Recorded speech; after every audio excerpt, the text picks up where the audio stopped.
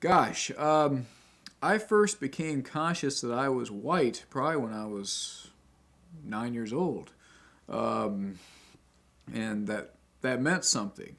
It was when I was 11 that I became a racist, in the meaning that I felt that race was important and race, was extremely vital to understanding the world around me.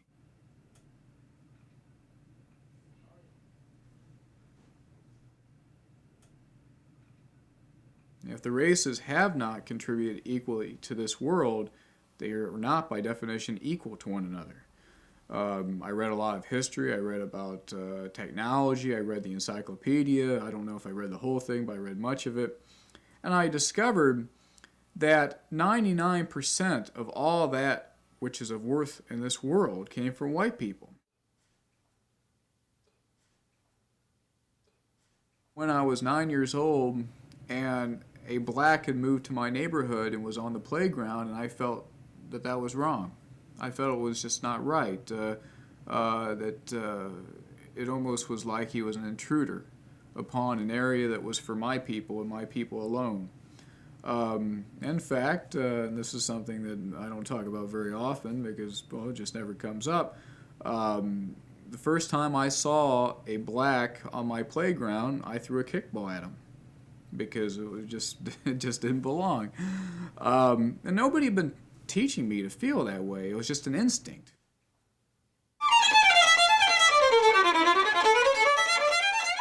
Tchaikovsky.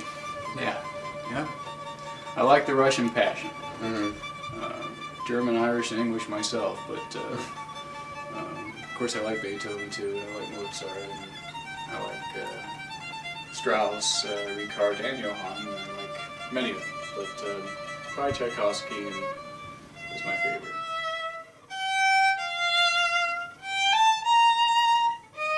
Actually, this is the National Alliance comic book, which I got a copy of this just recently, and it's quite impressive.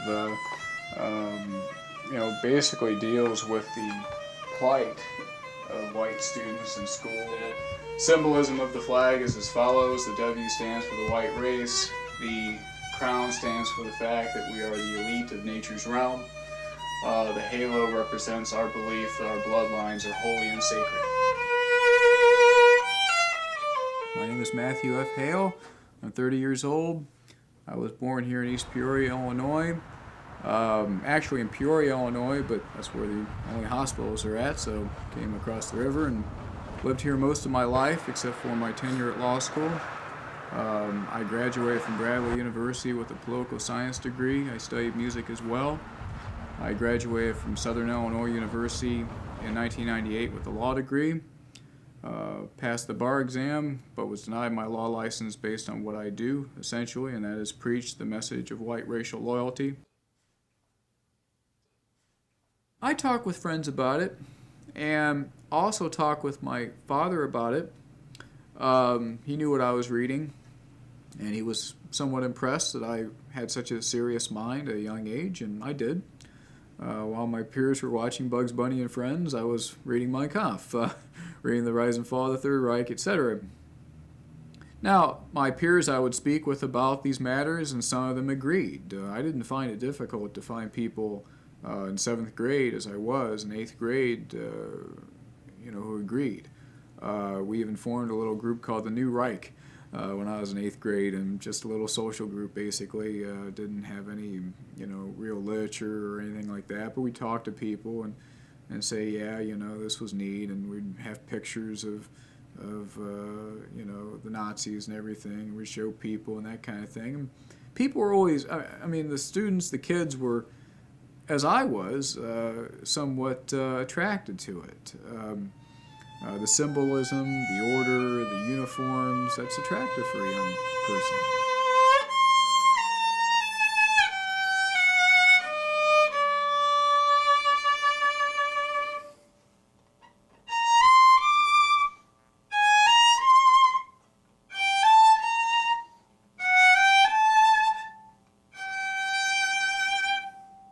The goal ultimately is to, as our founder Ben Klassen put, assure and secure for all time the existence of the white race upon the face of this planet. That's what we have to do. We are not secured right now. White people are 1/12 of the world's population. White people are in decline in this country.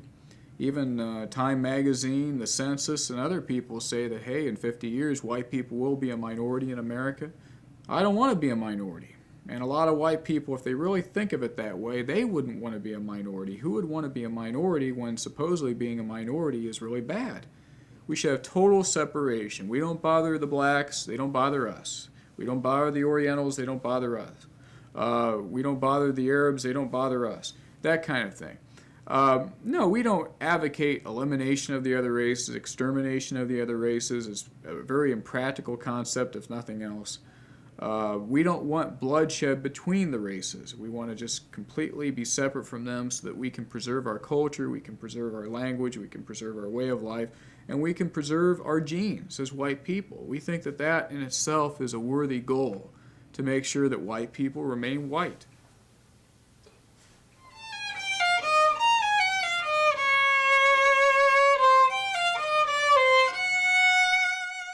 I mean, I don't really get into sports. I play sports now and then. I like to keep physically fit and everything. But if the Bears were entirely white, I suppose I'd watch them more. But because of my beliefs and everything, I do frown somewhat on watching integrated sports. Nice thing about sports like hockey is that they're almost all white anyway. And the Winter Olympics, I watched some of that because it was all white as well.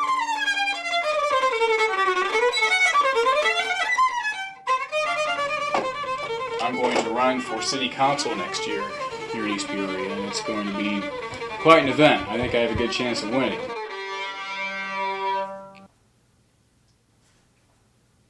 It's come to my realization, and this has been my realization for some time, in fact, that by being spread out all over the world, it's very difficult for us to achieve any kind of power anywhere.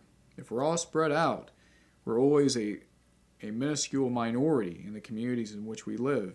But if we can instead bring our members and our adherents to one location, such as Central Illinois, and that's what we're hoping for, we can actually have economic, business, political power.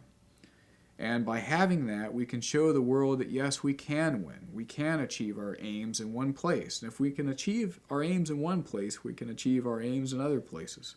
I look at it the same way as Hitler looked at the Nazi movement. Before Hitler could win Germany, he had to first win Bavaria. Before he could win Bavaria, he had to win Munich, and he did so. And furthermore, speaking in more practical terms even, by having a lot of members and supporters in Central Illinois, we can have street demonstrations in which we have hundreds of people.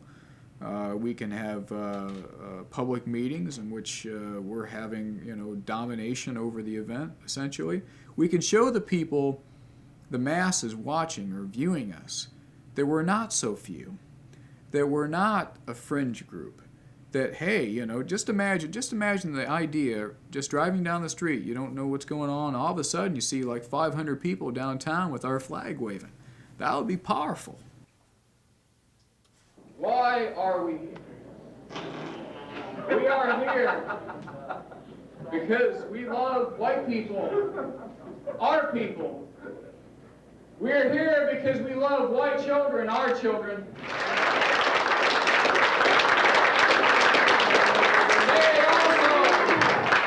Well, we will not tolerate the oppression and enslavement of our people. We will not tolerate the attempt to put us in chains.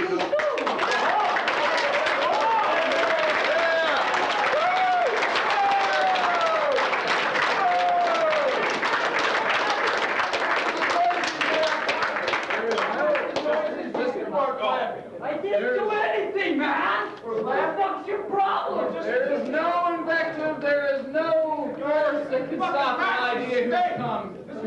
Whose time has come. My name is Reverend John Schlissman, and I live in the Chicago area. I've been with the church for about 2.5 years, and I'm 19 years old. I think young people are the future of the movement, so they're extremely vital. Young people have energy. Young people are, it's the features with the young people. So I think they're definitely an important part of the movement. I first got involved in the white racialist movement when I was about maybe 12 years old, 12 or 13 years old. And I got involved as a result of I grew up in an area with a large Jewish population, and the qualities that these people represented and exhibited always, they just disgusted me, and I never liked them. And I did more research into why they exhibited those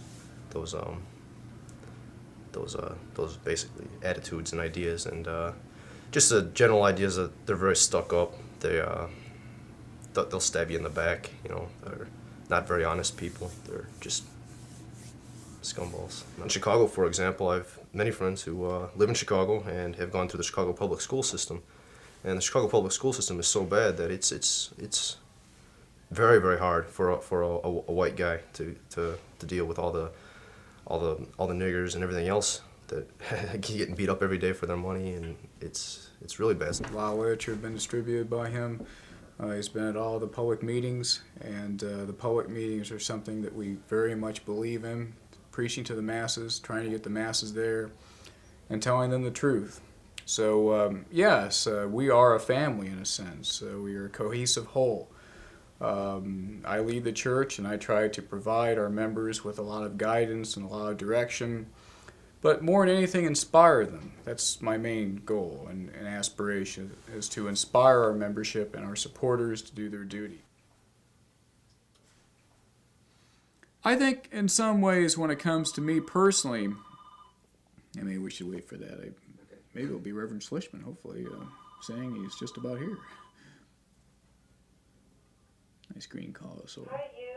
Well. I got home from my concert and I wanted to talk to you about a possible. Oh, gee, I already told her I couldn't get together. First, because I figured you might still have people there or something for your interview. Yeah, can I call you back? They're here right now, and we're rolling and everything else, so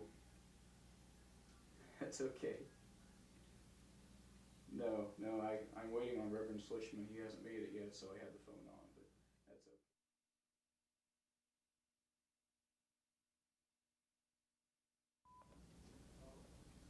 Okay, well, he got it. Okay, where were we?